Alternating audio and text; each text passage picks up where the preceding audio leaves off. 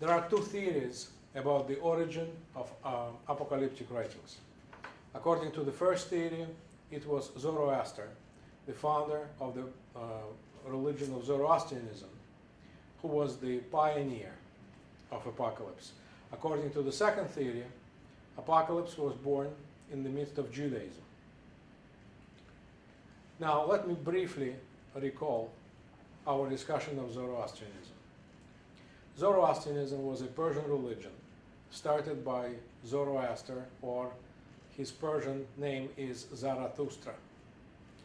Now, the main problem with Zarathustra is that we cannot identify for sure when exactly he lived. Some say in the 15th century, others say in the 12th century, yet others say in the 6th century. So if he lived in the 15th century, he may as well have been the pioneer of apocalyptic writings. But most scholars believe that he lived in the 6th century. Zarathustra was a prophet who had his first revelation from God at the age of 30. He was lifted up to the heavenly realm. And in this heavenly realm, the supreme being, whom he called Ahura Mazda, which means the being of wisdom, or the supreme God. Ahura Mazda told him that he is in a fight against the demon spirit, the evil spirit, Angra Mainyu, and that he wants to entrust a mission to Zarathustra to come back to earth and to have followers and to teach those followers to choose good over evil, to choose the side of Ahura Mazda over Angra Mainyu. So Zoroaster started his own religion, was against the religious establishment of his time.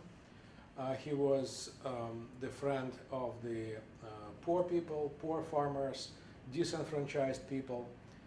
His religion was met with persecution and oppression, but he was successful in establishing this new faith. Zoroastrian scriptures were canonized or consolidated or completed with the creation of Avesta. Avesta is the Persian Bible, is the book of Persian scriptures, of Zoroastrian scriptures, but it was created much later, around the 3rd century after Christ. This collection of books, Avesta, includes gathas. Gathas are hymns that represent the oldest layer of the book. And according to tradition, some of the gathas may have been written by Zoroaster himself.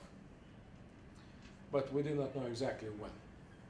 So those gathas give us a picture of the apocalypse in a nutshell. According to those scriptures, there will be 3 messiahs. The first Messiah was Zoroaster himself. And then there will be the second one and the third one, people who will renew the foundations of religion. And when the third Messiah will come, people will be resurrected and will be judged according to their deeds. And as a result of the judgment, they will find themselves either in paradise or hell. So according to the Zoroastrian tradition, every person who dies has to cross the bridge of separation, the bridge that separates this realm from life after death. So those people who would follow Zoroaster, who would be good people, will be able to cross this bridge with the help of Zoroaster himself and will end up in the house of the good mind. This is the Zoroastrian paradise. And those people who are against Zoroastrian teaching will cross the bridge by themselves and will end up in the house of lie, a Zoroastrian version of hell. So here we have already an apocalypse in a nutshell. That's why some scholars say that Zoroaster was actually the founder of apocalyptic literature.